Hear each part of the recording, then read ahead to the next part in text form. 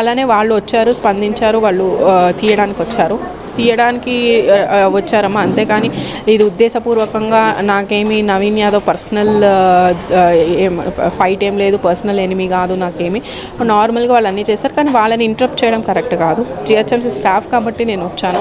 మా స్టాఫ్ మీద మీరు అటాక్ చేస్తే ఇంతమంది అటాక్ చేయడం కరెక్ట్ పద్ధతి కాదు. కాబట్టి ఈ టైంలో అది కూడా కరెక్ట్ కాదు కాబట్టి నేను రావాల్సి వచ్చిందని చెప్పి ఆమె క్లియర్గా నీట్గా చాలా పొలైట్ వేలో ఎక్స్ప్లెయిన్ చేస్తున్నాం. మీరు వీడియోలో కూడా చూడొచ్చు.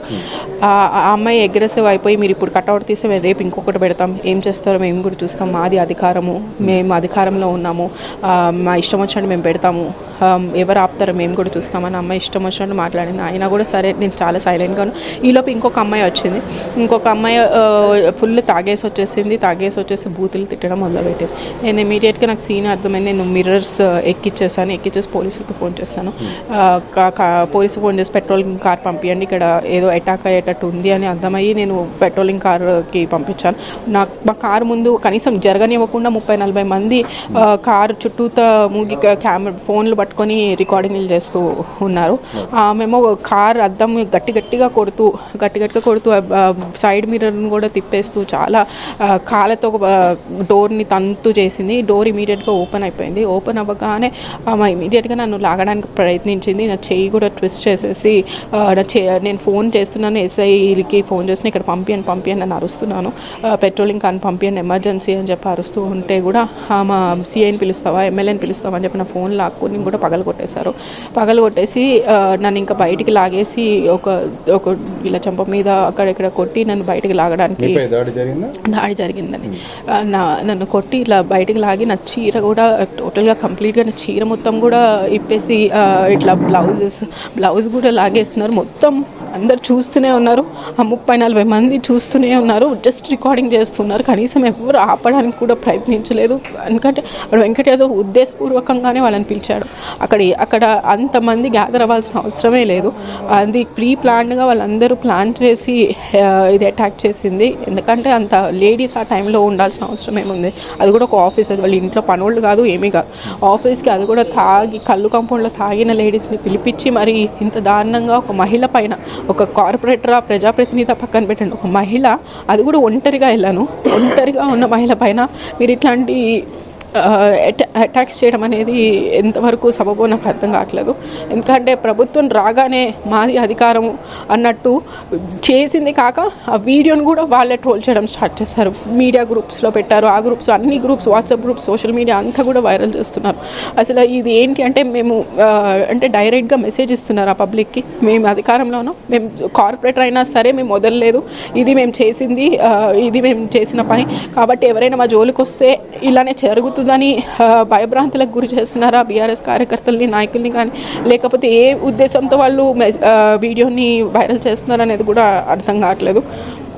కాబట్టి నేను వెంటనే స్థానికంగా అప్పుడే పోలీస్ స్టేషన్కి వెళ్ళాను. అలాగే ఎమ్మెల్యే గారికి ఫోన్ చేశాను. ఎమ్మెల్యే గారు ఇమీడియట్గా డీసీపీ గారికి, ఏసీపీ గారితో కూడా మాట్లాడడం జరిగింది. డీసీపీ గారు కూడా స్పందించి ఇమీడియట్గా కంప్లైంట్ అయితే తీసుకున్నారు. బట్ ఎంత దౌర్భాగ్య స్థితి అంటే వీడియో కంప్లీట్ మీకు కనిపిస్తుంది, వన్ సైడ్ అటాక్, అది వన్ సైడ్ కనిపిస్తుంది. నేను కనీసం ఒక మాట అనింది కూడా మీకు ఆ వీడియోలో వినిపించదు, అనను కూడా అనలేదు.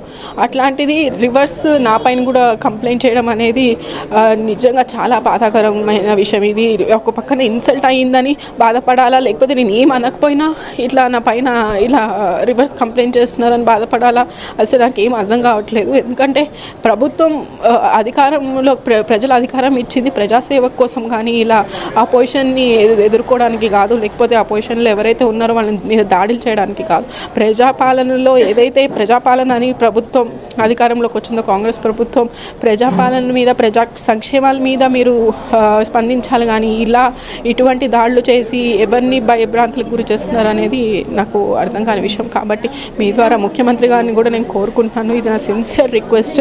మీరు అన్నట్టు మీ మాట ప్రకారం, ప్రోటోకాల్ ప్రకారం ఏ పార్టీ అయినా ప్రజాప్రతినిధులే ప్రతి ఒక్కరికి ప్రోటోకాల్ మెయింటైన్ చేయాలని ముఖ్యమంత్రి గారే తరచూ అంటూ ఉన్నారు. కాబట్టి మీ మాట నిజమైతే ఇటువంటి వ్యక్తుల్ని మీరు పార్టీ నుంచి ఇమీడియట్గా సస్పెండ్ చేయండి.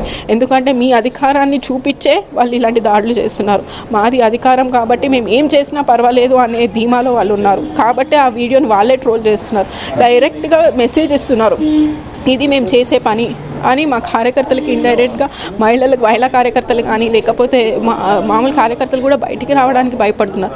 గత 10 సంవత్సరాలుగా వాళ్ళతో ఇదే సినారియో, ఇదే సీన్ జరుగుతూ ఉంది. కానీ ఎమ్మెల్యే గారు వచ్చాక ఇవన్నీ లా అండ్ ఆర్డర్ చాలా కంట్రోల్లోకి వచ్చింది. వాళ్ళని కంట్రోల్ చేశారన్న కక్షతోనే ఇవన్నీ కూడా ఉద్దేశపూర్వకంగా చేస్తున్నారని అనుకుంటున్నాను. ప్రధానంగా మీరు నవీన్ యాదవ్ సంబంధించిన కుటుంబ సభ్యుల ఫ్లెక్సీకి అడ్డుపడుతున్నారు, పదే అడ్డుపడుతున్న కారణంగానే ఇలా జరిగిందనే వాళ్ళ ఒక వర్గం నుండి మీరు అడ్డుపడుతున్నారు, అటువైపు నుండి వస్తున్న వార్త. మాకు ఫ్లెక్సీలతో ప్రాబ్లం లేదండి. ఇది ఫ్లెక్సీతో ప్రాబ్లం అయితే 4 months బ్యాకే చేసేవాళ్ళం. ఇది నేను ప్రెజెంట్ కార్పొరేటర్, అధికారం వాళ్ళది ఉన్నా కూడా కార్పొరేటర్ స్టిల్ మాకు ఇంకా 2 years టర్మ్ ఉంది. మా టర్మ్ నేను కార్పొరేటర్ పదవి నుంచి అయితే మీరు తొలగించలేదు కదా. మీరు అధికారంలోకి రాగానే కార్పొరేటర్లు ఇక్కడ బీఆర్ఎస్ పార్టీ గెలిచిన ఎమ్మెల్యేలు కాదా? లేకపోతే కార్పొరేటర్లు కాకుండా పోతామా? మేము ప్రజల్లో ఇంకా ఉన్నాం, ప్రజల్లో ఇంకా సేవ చేస్తాం కూడా. మా పదవీ కాలం పూర్తయ్యేంత వరకు మేము సేవ చేయాలి. అది మేము మాట ఇచ్చి ప్రమాణం చేసి తీసుకున్న పదవి ఇది. కాబట్టి మేము ఉంటాం, ప్రజల్లో ఉంటాం. అలానే ఇప్పుడు ఫ్లెక్సీల గురించి మేము నేను ఏ రోజు మాట్లాడాను? గత 3 monthsగా 4 monthsగా వాళ్ళు ఫ్లెక్సీలు పెట్టుకుంటూనే ఉన్నారు. ఇప్పుడు కూడా ఉన్నాయి వాళ్ళ ఫ్లెక్సీలు. వేరే ఏరియాలో ఫ్లెక్సీలు వేరు, కట్అవుట్స్ వేరు. ఈ 30 feet కట్అవుట్ చెక్కలతో చేసి కర్రలతో నిలబెట్టిన కట్అవుట్ ఏంటంటే 4 months బ్యాక్ వాళ్ళు ప్రభుత్వం అధికారంలోకి వచ్చాక ముఖ్యమంత్రి గారిని అభినందిస్తూ పెట్టిన కట్అవుట్ అది. అలాగే సంక్రాంతి శుభాకాంక్షలు వరకే ఉంది అది. మీరు ఇప్పుడు వెళ్ళి కట్అవుట్ కూడా చూడొచ్చు. ఇప్పుడు కూడా అట్లనే సంక్రాంతి వరకు ఉన్న కట్అవుట్. అంటే ఇది ఆల్మోస్ట్ మార్చ్. సంక్రాంతి ఎప్పుడు అయిపోయింది? ఇప్పుడు 2-3 months పైన అయిపోయింది కట్అవుట్లో. దానికి స్ట్రెంగ్త్ ఎలా ఉంటుంది? గాలికి ఊగడమో లేకపోతే దాన్ని వీక్ అవుతూ ఉంటుంది. కాబట్టి పక్కనే స్కూల్ ఉంది, ప్లస్ ఇంకోటి బస్ స్టాప్ పక్కన ఉంది. రేపు ఏమైనా ఇబ్బంది జరిగితే పడిపోతే పబ్లిక్కి ఇబ్బంది జరుగుతుంది. నా ఫోన్ పగిలిపోయింది, నా ఫోన్ పగలగొట్టారు. లేకపోతే నేను టీఆర్ఎఫ్ వాళ్ళకి కంప్లైంట్ ఇచ్చిన అది కూడా అదే రీజన్తో ఇచ్చాను. ఏంటంటే పడిపోతే పబ్లిక్ ఇబ్బంది పాలవుతారు, దయచేసి యాక్షన్ తీసుకోండి. ఇటువంటి పెద్ద కట్అవుట్స్ మా టైంలో కూడా ఎప్పుడు కేటీఆర్ గారు కట్అవుట్స్ కానీ బ్యానర్స్ కానీ ఎంకరేజ్ చేయలేదు. ఇది అందరికీ తెలిసిన సత్యం. మొత్తం జిహెచ్ఎంసీలో మీకు తెలుసు, మేము పెడితేనే మాకు ఫైన్ ఇప్పించారు. అట్లాంటిది అందరికీ తెలిసింది.